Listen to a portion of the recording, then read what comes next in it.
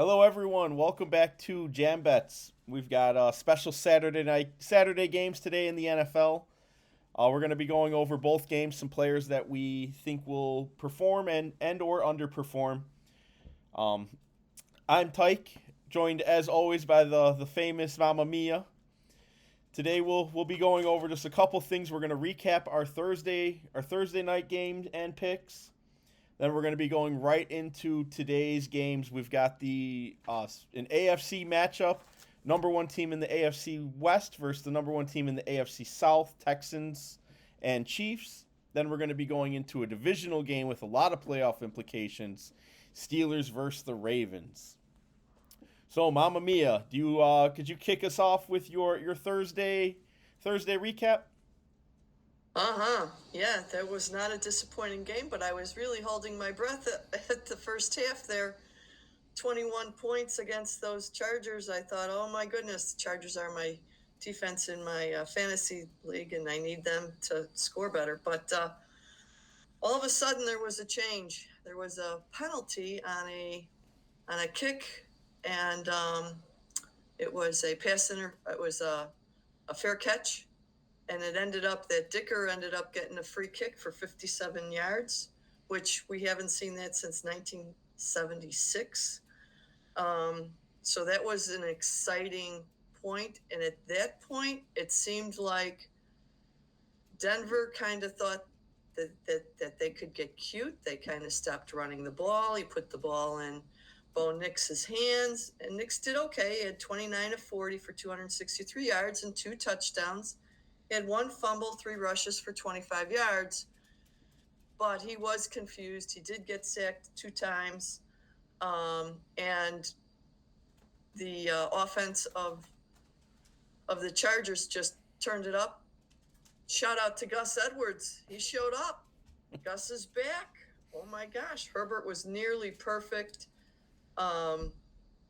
Dicker was my pick. He had 2 kicks. Like I said, he had that free kick, which was kind of strange. And then Nix was my underperformer. He was okay. He didn't really make many mistakes, but he couldn't get into the end zone in the second half. So his first half, he was lighting it up, and then somehow the Chargers found an answer to him. And I kind of think that the answer also weighs in on Sean Payton a little bit. He kind of took his foot off the running game, which was eating up the clock and keeping the Chargers on their heels. But Chargers figured it out, and so it was a good game. That's what I had. And how did you fare on that evening? So yeah, we knew it was going to be a tough sledding game from a fantasy perspective. It was just two really good defenses going against each other with quite a bit on the line. I did pick Kimani Vindal as my sleeper.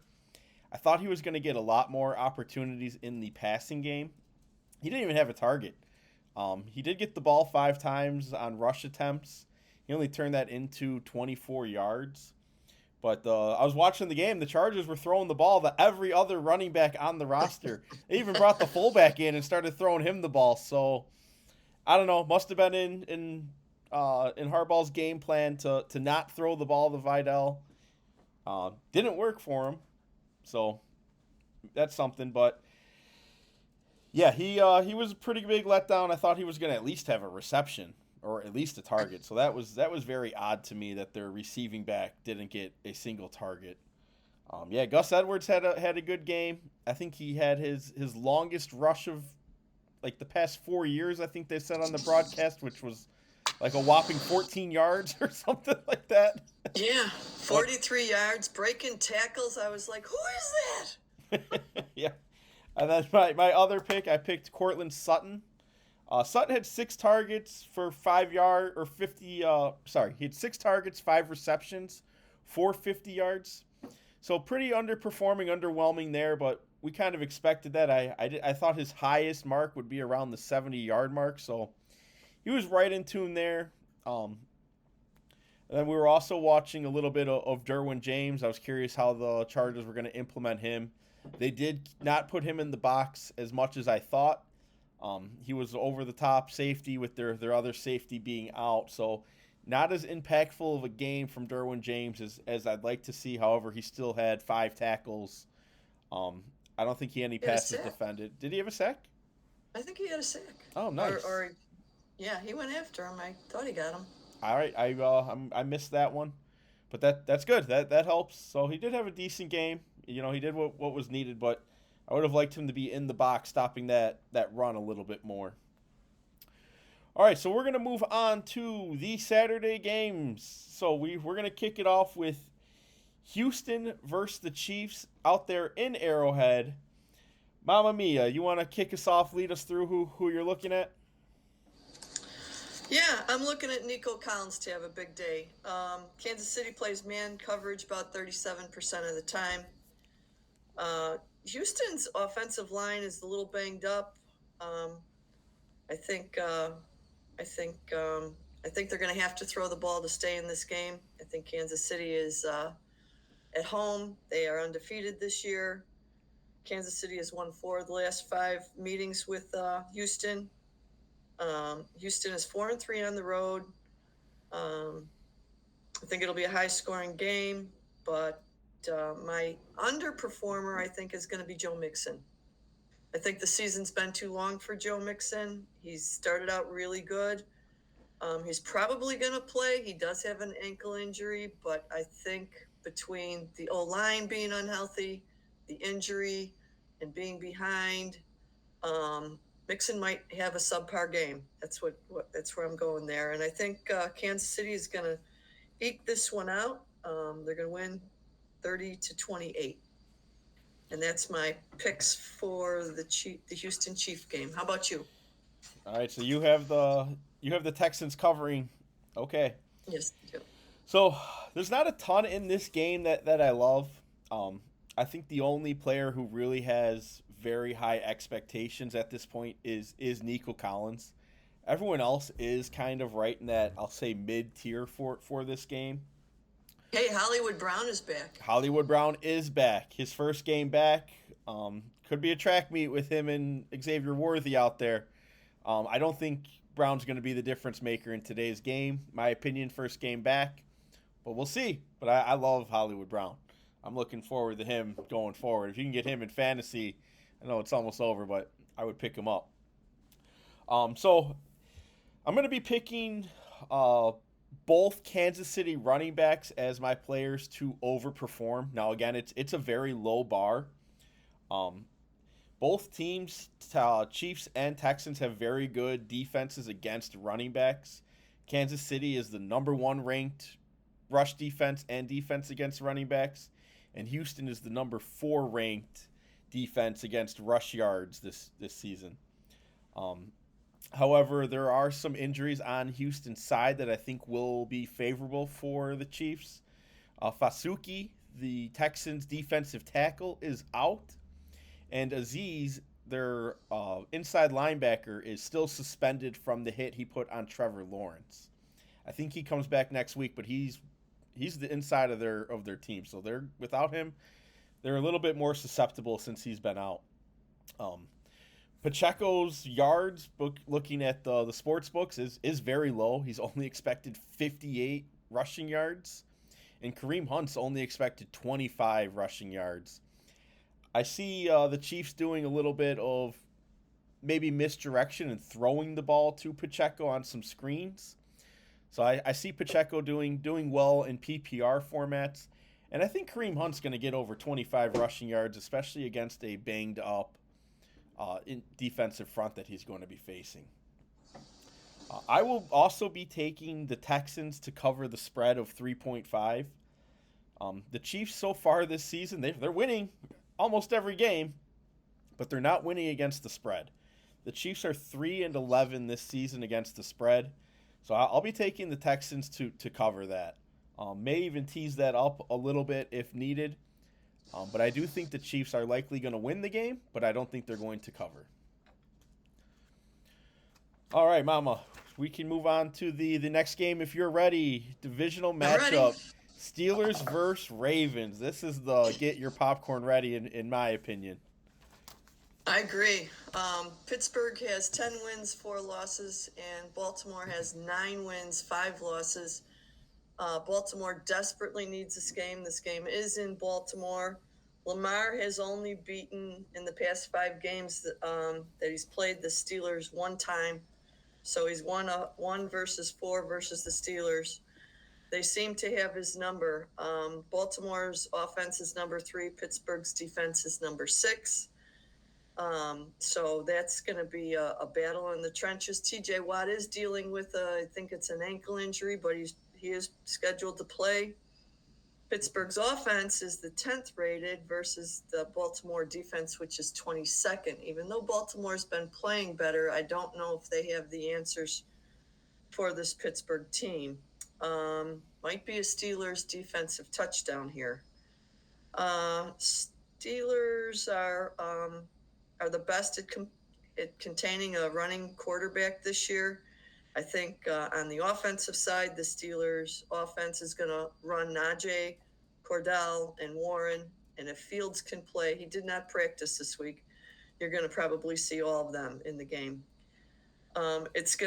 They're gonna need a big game. Steelers are gonna need a big game from Freiermuth, Austin, and Williams. And I think my sleeper pick on this game is the Darnell Washington tight end. I think both of the tight ends in at Pittsburgh are going to do well. They play well against the man coverage and the cover, which is what most of the defense that Baltimore throws around. My overperformer this week is going to be Freiermuth. On the other side, I'm going to pick the other tight end. I'm going to say Mark Andrews doesn't have a good game. I think he's average against man coverage, and the Steelers play that about 32% of the time. So I think Steelers will prevail. I think it's going to be a close game,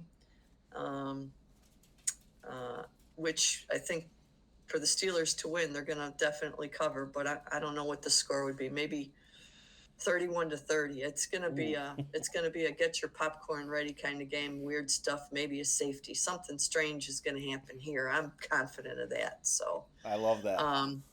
Yeah, but I think the Steelers defense is going to have to play out of their shoes today. They really are, because unless for some reason the Ravens think they get cute again and they they do stuff that just hurts the team. I mean, we've seen this time and time again. When they get into big situations, they kind of outsmart themselves. So we'll see if they've learned anything on John Harbaugh's side of the ball. But I know Mike Tomlin has his guys ready for war. This is a battle. I don't know if you've watched any of the Hard Knocks, but it's pretty interesting to see how these guys do not like each other. No, they What do do you not. got for? I'm interested to see the Hard Knocks episode after this week. It's gonna be great to watch. So the team players that I'm looking at here, I think there's a lot of kind of interesting narratives going on, especially around wide receivers. George Pickens out, Deontay Johnson released. I mean, said he doesn't want to play. I don't know what he thought was going to happen.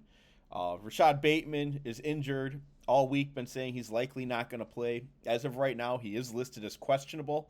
Even if he goes, I'm not expecting a lot from him. I don't think it would be fair to pick him as an underperformer, so I won't.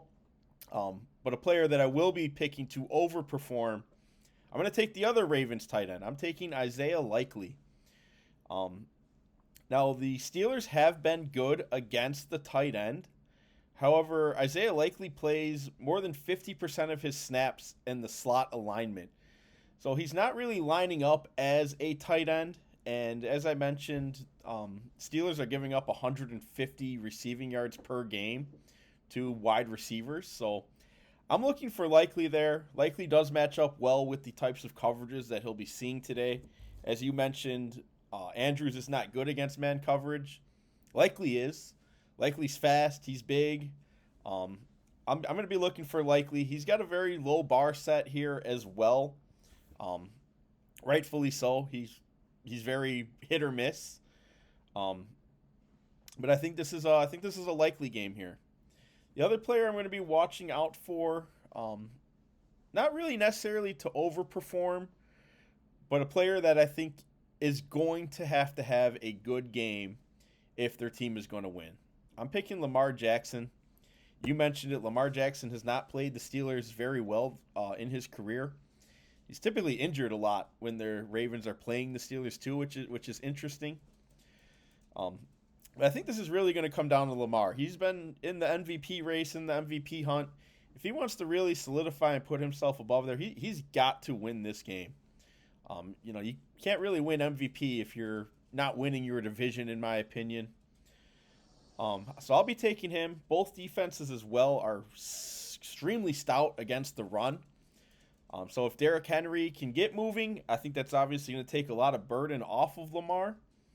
But this Steelers defense is going to be ready for Henry, and that'll be good to watch. Both defenses are allowing less than 80 rushing yards per game. So they are just Ravens are the number 2 team against the run, and the Steelers are the number 5 team against the run. So running backs have not fared well against these defenses, and I don't really anticipate that to change. I think it's going to be a big bruising type of game. But unless there's a big breakout run, I don't see the running game being the reason why either of these teams win. I think it's going to come down to the quarterbacks, and I think most of the pressure's on Lamar. Steelers are a 7-point underdog in this game, which I think is a little bit too much, especially given the history and how much this game means to both teams. Both teams need to win that division, and right now the Steelers have a 1-game advantage, and they cannot give that up. So I think 7 points is a little bit too high, so I'll take the Steelers to cover. All right, that's all we have for today. We will be back with a Sunday video. Thank you, everyone. Take care.